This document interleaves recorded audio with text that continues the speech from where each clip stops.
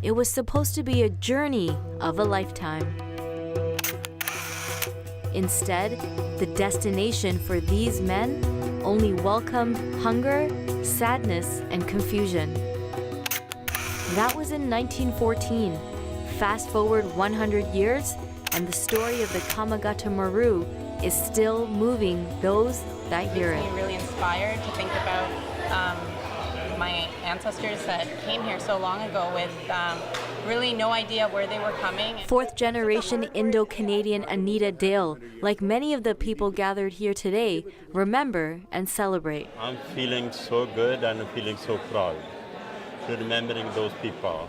The people that helped pave a path for a more inclusive Canada. To make sure citizens of the Commonwealth were coming to Canada and were turned away because of the color of their skin.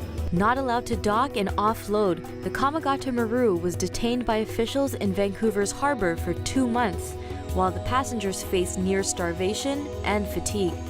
Although many efforts were made by one lawyer, Mr. Bird, the ship was forced to leave the harbor with threats from a Navy cruiser. It's out in the open. It was racism. No denying that. But today is not about racism.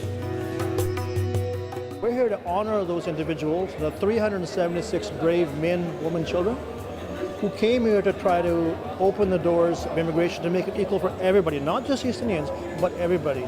That's why we want to show the courage. We want to celebrate the fact that Canada has come a long ways in 100 years.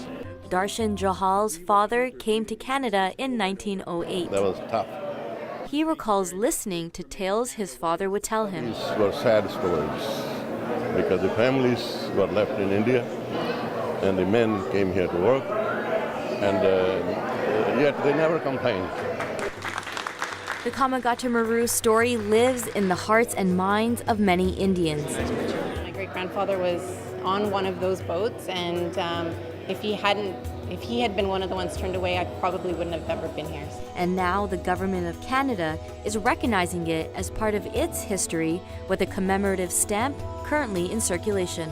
Raising awareness about this incident and learning from its mistakes, that's, I think, the intent of this, and that's what Indo-Canadians want to show Victorians. The Indian community in Victoria is a vibrant one.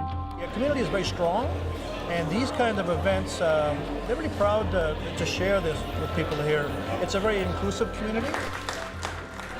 If you want to know where you are now, and you want to know your future, plan for your future, you've got to know where you've been in the past. Being an Indo-Canadian myself, this exhibit has been eye-opening.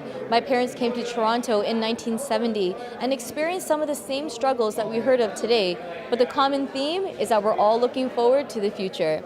This exhibit, Twadaya, Sari Eteo, Enjoy Karo. From the Commonwealth Place in Saanij, I'm Rajie Kabli.